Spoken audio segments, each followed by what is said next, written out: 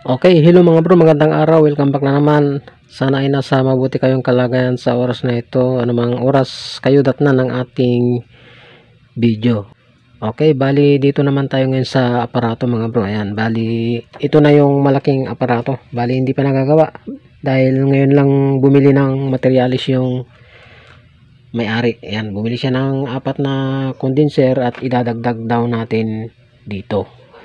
Tapos bumili rin siya ng ito meron siyang butterfly dito. Babaguhin daw natin yung mga terminal ng ano niya, output saka yung input papuntang battery. Ayan.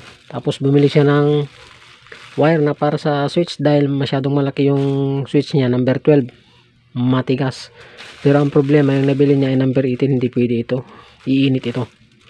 Yan, dapat to kahit mga kuan man lang number 14 o 16. Okay, sitabi muna natin. Bali, ang sabi pala ng may-ari dito mga bro ay kung daw ito, malakas naman siya. Ayan. Pero ang problema, pabago-bago yung takbo ng kuryente. Ayan. Pero ang suspect natin dito mga bro ay itong pinaka-condenser niya dahil dito ay nakatali-tali lang itong mga condenser niya. Ayan o. Ayan ang luwag o. Ayan o. Grabe. O. Ayan, sigurado yan, pabago-bago yung takbo ng kuryente nyo, hindi mo alam kung ilan yung gumagana ng condenser dyan, oh. Lalo yan, may kalakalawang pa, oh. Ayan, oh. Ayan, so bali ang gagawin natin dito mga bro ay hihinangin natin, bubuuin natin itong pinaka condenser nya para stable yung takbo ng kuryente. Ayan, oh. Tingnan nyo, oh, gagalaw-galaw, oh.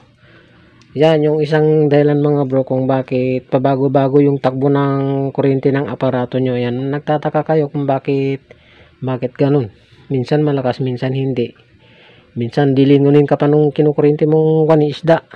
Yan, tatakbo, tatawanan ka pa. Yan, tatakbuhan ka nya. Bakit ka mo biglang humihina, ganun. Yan, minsan ang kinususpek natin na problema nya yung rewind. Yung pala, dito lang.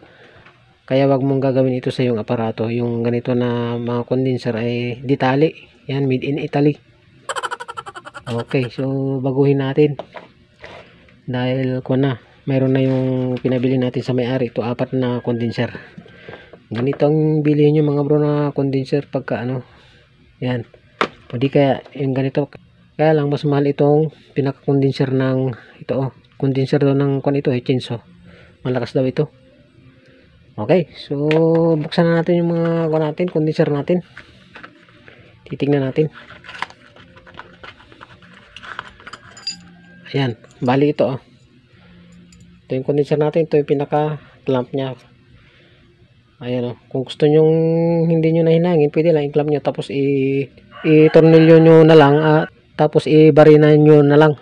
Okay. So ilabas na natin lahat.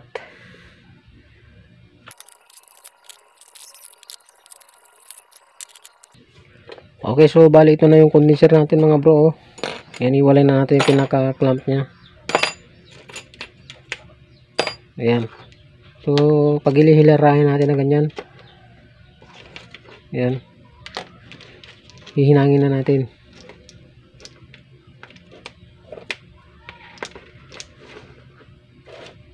Two, 4, 6.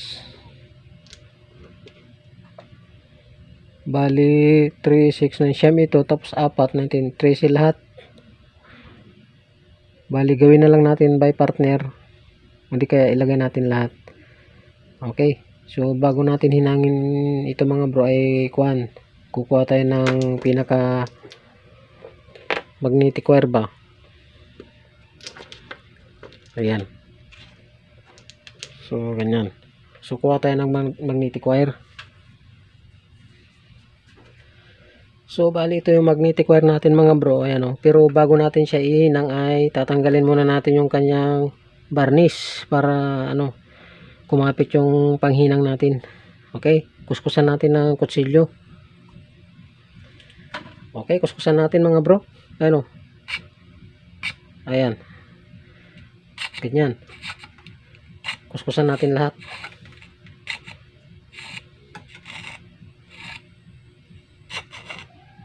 Ayan yung pinaka-varnish niya. Ayan yung nakakayod ng kutsilyo. Okay, kuskusan natin.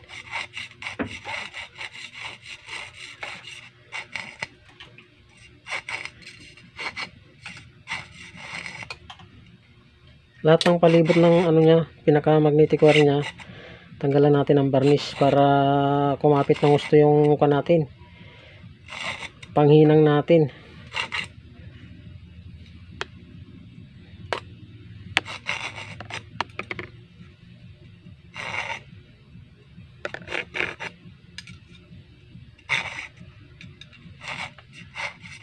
Medyo habaan lang natin.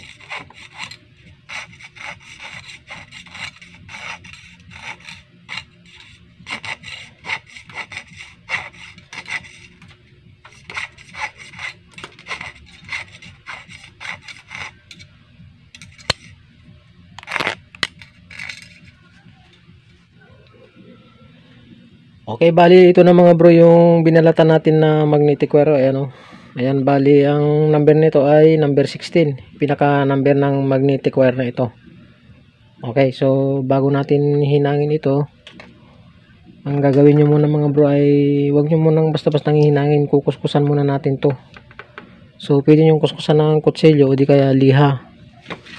Ayan yung liha para matanggal yung ano niya, pinaka lalabas yung pinaka kanya, haloy niya, madaling kumapit yung panghinang natin. Okay, kumbaga yung isang piraso ganyan. Okay, so ang mangyayari mga bro ay applyan muna natin siya ng ano, lead panghinang para ano, madali siyang ano, kumapit ba. So applyan natin. Tapos mamaya ito mga bro ay kakalasin natin itong nakatali na ito. Idadagdag natin dyan. Okay, hinangan natin.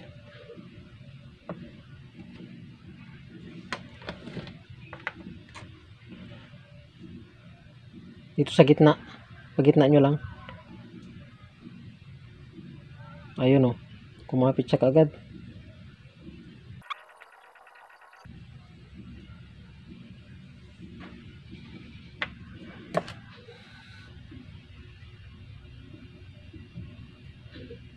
Ayan, ganun lang.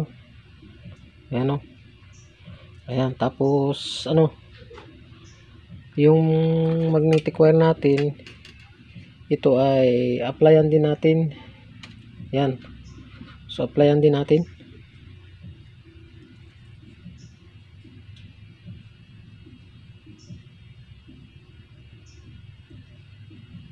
Ayun o. Daling kumapit. Yan, pwede na nating hinangin. Hinangin natin dito.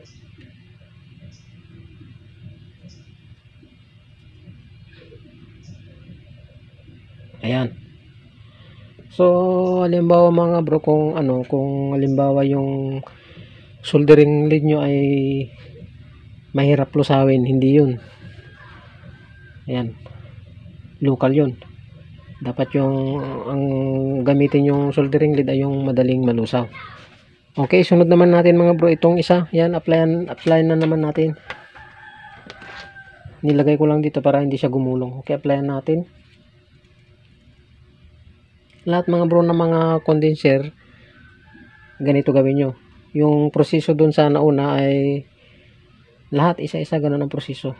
Applyan ninyo para ano, madaling kumapit yung magnetic wire nyo. Ganyan o.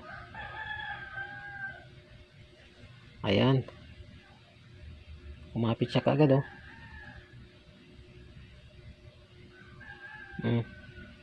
Bali itong panghinang natin mga bro ay kung ito 60 watts. So ganoon natin, ganyan. Ayan, sunod-sunod yan. So applyan muna natin itong magnetic wire ulit. Ayan. So dagdagan natin. Ayan.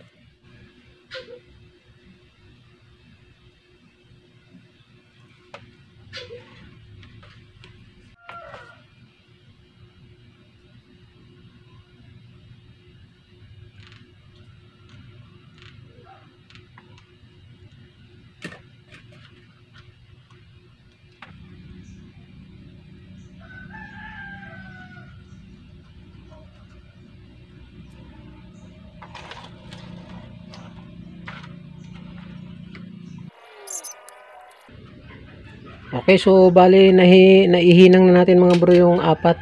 Yan. Kalasin natin tong tong luma. To. Pero check muna natin kung good pa itong condenser natin. Check muna natin. Okay, so bali nakalas na natin lahat mga bro yung nakataling condenser natin. I-check natin muna sa tester lahat kung good ba. Kung alin ba yung mga good pa dyan.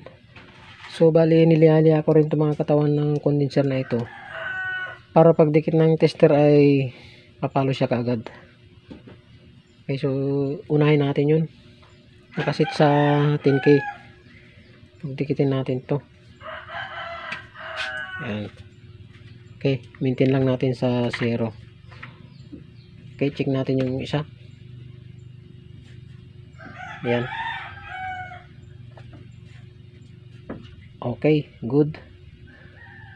Itong isa. Good. Yun. Check natin yun.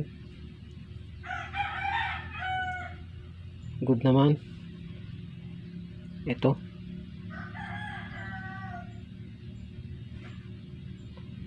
Baliktarin natin. Good. Ito.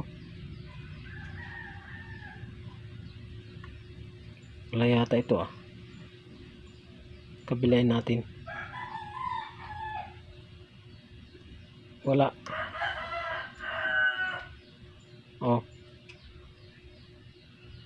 Ulit. Wala talaga. Ito. Ihiwalay na natin yung sira. Sunod natin ito.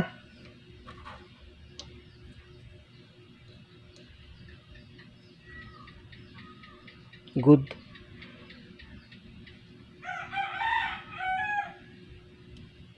Okay, good naman.